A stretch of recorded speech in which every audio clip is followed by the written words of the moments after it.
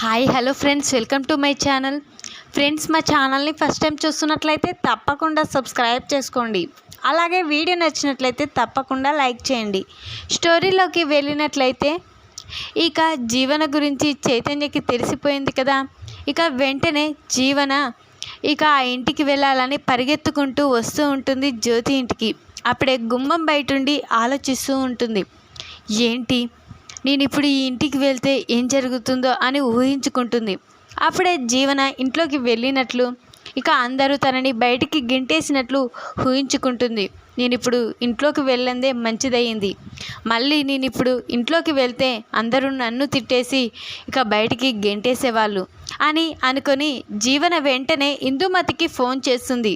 అప్పుడే ఇందుమతి, ఏంటే ఈ టైంలో ఫోన్ చేశావు అని అంటూ ఉంటుంది ఇందుమతి. అయితే అప్పుడే జీవన, పెద్దమ్మ ఇంకొక విషయం చెప్పాలి, ఇప్పుడు ఇంటి ముందే ఉన్నాను, బయటికి రా అని అంటూ ఉంటుంది జీవన. అయితే అప్పుడే ఇక ఇందుమతి అయితే జీవన దగ్గరికి వస్తుంది. ఏంటే ఇంత రాత్రిపూట, ఈరోజు మీది శోభనం అని చెప్పారు, మరేంటి ఇలా వచ్చావు, ఇంట్లో ఎవరైనా చూసారా అని అంటూ ఉంటుంది. అప్పుడే ఇక జీవన, నన్ను ఎవరు చూడలేదు కానీ నీకు ఒక ముఖ్యమైన విషయం చెప్పాలి పెద్దమ్మ అని జీవన అంటూ ఉంటుంది. అప్పుడే ఇక ఏంటి ఆ విషయం అని ఇందుమతి కంగారు పడుతూ అడుగుతూ ఉంటుంది. అప్పుడే జీవన, అవును పెద్దమ్మ, కంగారు పడే విషయమే.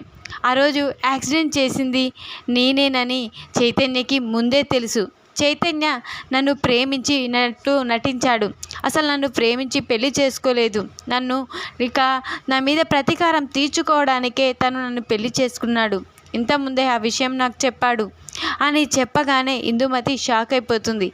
ఏంటే నువ్వు చెప్పేది నిజమా అని అంటూ ఉంటుంది. అవును పెద్దమ్మ, నేను చెప్పేది నిజం. ఇక చైతన్య నన్ను మోసం చేశాడు. చైతన్య నన్ను కావాలనే పెళ్లి చేసుకున్నాడు. నాతో నన్ను ప్రేమించినట్లు నటించడం అంతా నటించాడు, కానీ నిజంగా నన్ను ప్రేమించలేదు. ఇక తను నా మీద ప్రతీకారం తీర్చుకోవాలి అని చూస్తున్నాడు. నేను అక్కడ ఉండలేను పెద్దమ్మ అని అంటూ ఉంటుంది జీవన. అయితే అప్పుడే ఇందుమతి, లేదే, నువ్వు అక్కడ ఉండకపోయినా నువ్వు ఇక్కడికి వచ్చినా నిన్ను బయటికే గెంటేస్తారు, కానీ నిన్ను తప్పు తెలుసుకొని ఇంటికి వచ్చావని ఎవరు అనరు. ఇక నువ్వు ఈ విషయం చెప్పి ఇంట్లో అడుగు పెడితే నిన్ను మెడ పట్టుకొని బయటికి గెంటేస్తారు అని చెప్తూ ఉంటుంది ఇందుమతి జీవనకి.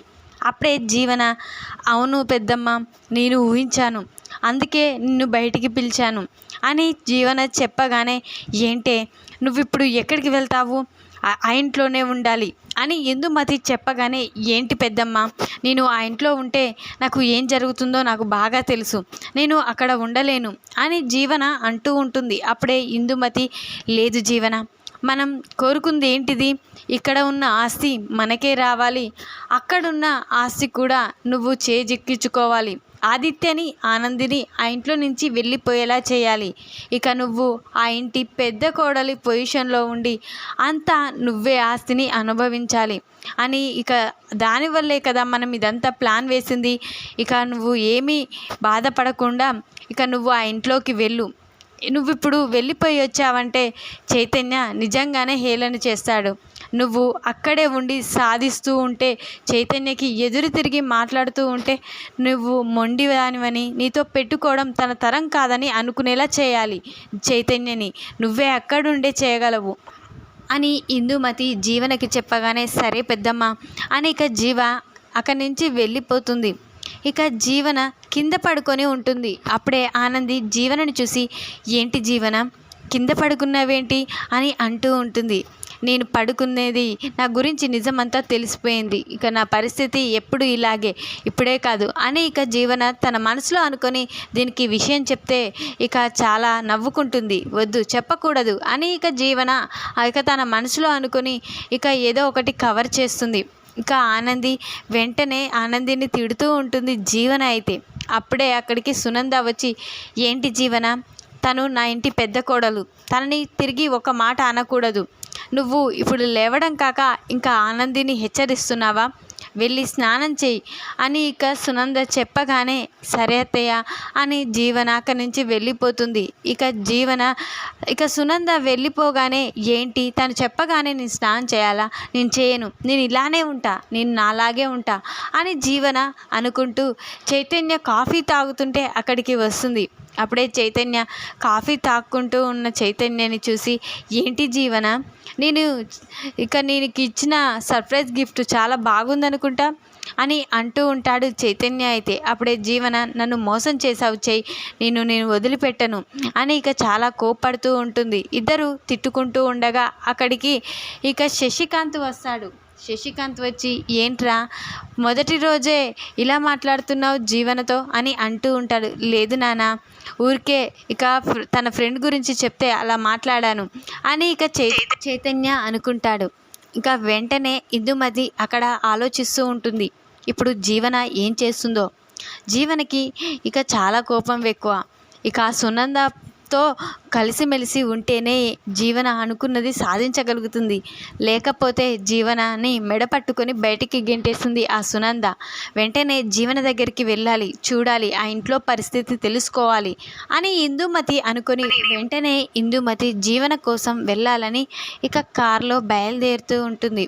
అప్పుడే కారు ఇక బ్రేక్ ట్రబుల్ ఇవ్వడంతో తను వెళ్ళి చెట్టుకు గుద్దేస్తుంది.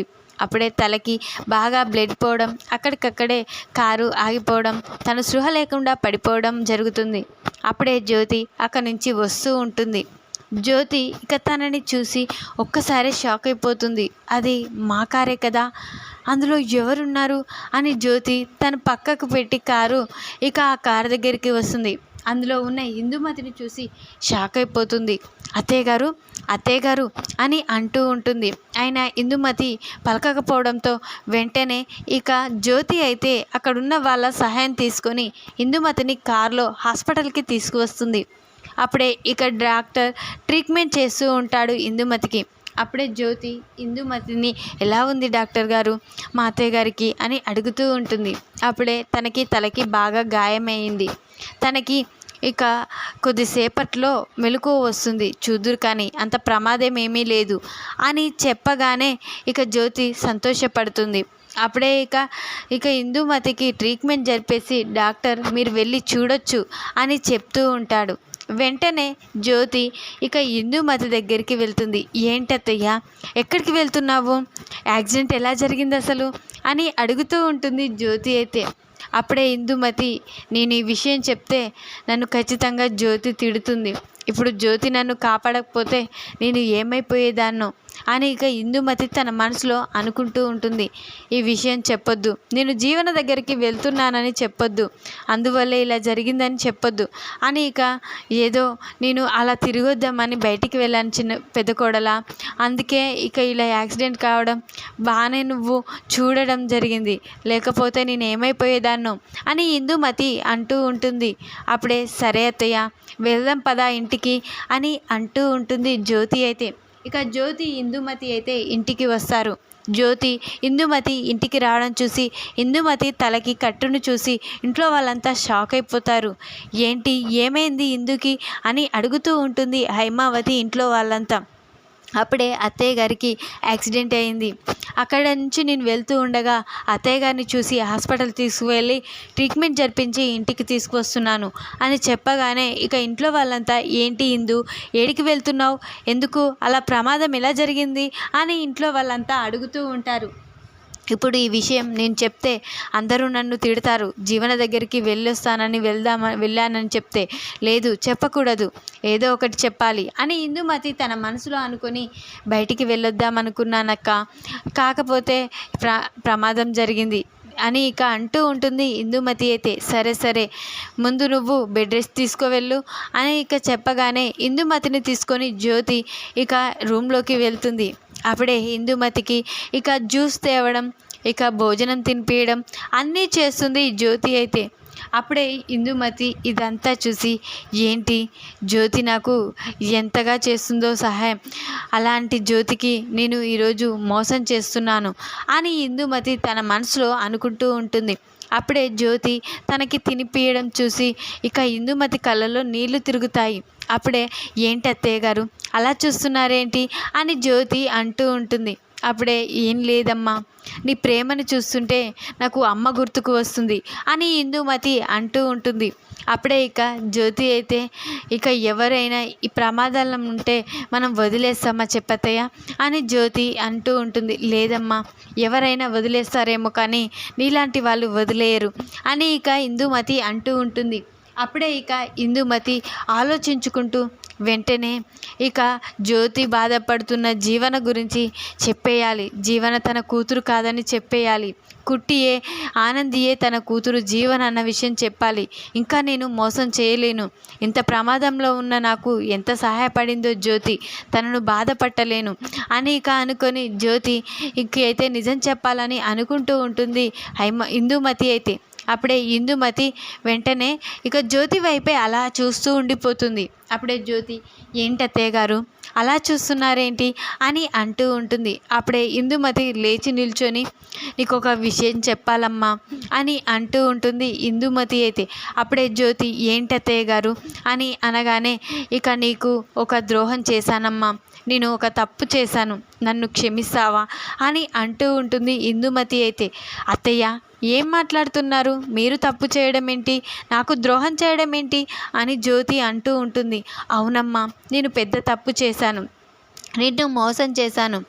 అసలు జీవన నీ కూతురు కాదు అని చెప్పగానే షాక్ అయిపోతుంది జ్యోతి అయితే.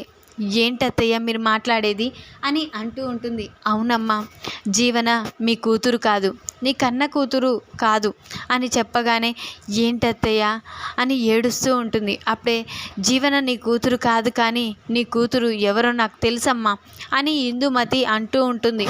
అప్పుడే ఇక జ్యోతి అయితే ఎవరత్తయ్య చెప్పత్తయ్య అని అంటూ ఉంటుంది. ఎవరో కాదు, నువ్వు కన్న కూతురులా చూసుకున్నావే ఎన్ని రోజులు, కుట్టియే నీ కూతురు జీవన అని చెప్పగానే షాక్ అయిపోతుంది. అప్పుడే ఇక జ్యోతి ఏంటత్తయ్య నిజమా అని అంటూ ఉంటుంది. అప్పుడే ఇక అవునమ్మా, ఈ నిజం నేను నాలోనే దాచుకున్నాను. ఇక నా భర్తను చంపిన కుట్టికి ద్రోహం చేయాలని అనుకున్నాను. నా భర్త కుట్టి వల్లే చనిపోయాడని కుట్టిని ఎంతగానో శత్రువులా చూశాను. కానీ కుట్టియే నీ కూతురు జీవన అన్న విషయం నాకు తెలుసు. కానీ ఇక నేను డబ్బు కోసం కుట్టి మీద పగతో నేను కుట్టి మీ కూతురు కాదు అన్నట్లుగా క్రియేట్ చేసి జీవన ప్లేస్లో నా చెల్లి కూతురు జీవనని తీసుకొచ్చి నీ కూతురుగా పరిచయం చేశాను. తను అసలు జీవన కాదు, తన పేరు మల్లి అని చెప్పగానే జ్యోతి షాక్ అయిపోతుంది. ఏంటత్తయ్య మీరు చెప్పేది అని అంటూ ఉంటుంది. అవునమ్మా, నేను చెప్పేది నిజం. ఇక జీవనగా ఉంటున్న తను నీ కూతురు కాదు, తను నా చెల్లెలు కూతురు. ఈ ఆస్తి కోసం నా చెల్లెలు కూతుర్ని తీసుకువచ్చి జీవనలా మీకు పరిచయం చేశాను. మీరు నిజంగానే జీవనలా నమ్మేశారు. కానీ జీవన కుట్టినే ఆనంది, ఇక తనే జీవన. ఇక తన మీ కూతురు అని తెలిస్తే తనని నెత్తిలో పెట్టుకుంటారు, ఆస్తి మొత్తం తనకే పోతుంది అన్న కోపంలో తన మీద శత్రుత్వంతో తను ఈ ఇంటికి వారసురాలు కాకూడదని తనని మీకు దూరం చేశాను. అందులోనూ ఇక తన దగ్గర ఉన్న చైన్ కూడా మల్లికి వేసి జీవనగా పరిచయం చేశాను. నన్ను క్షమించమ్మా అని ఇక ప్రాధేయపడుతూ ఉంటుంది ఇందుమతి అయితే. అప్పుడే ఇక జ్యోతి షాక్ అయిపోతుంది. ఏంటత్తయ్య ఇన్ని రోజులు నా కూతుర్ని నేను ఇంతగా మాటలు అన్నానా? నా కూతురు ఇక పెళ్లి చేసుకొని వెళ్ళిపోవడానికి కారణం ఇక ఆనందియే అని నా కూతుర్ని అవమానించానా? నా కన్న కూతురే కుట్టిన అని ఇక చాలా బాధపడుతూ ఉంటుంది జ్యోతి అయితే. ఈ విధంగా ఇక ఇందుమతి అయితే తన కూతురే ఆనంది, కుట్టియే జీవన అన్న నిజమైతే చెప్పేస్తుంది జ్యోతికైతే. ఈ వీడియో కనుక మీకు నచ్చినట్లయితే లైక్ చేయండి. మరిన్ని వీడియోల కోసం ఛానల్ని సబ్స్క్రైబ్ చేసుకోండి ఫ్రెండ్స్. Thanks for watching.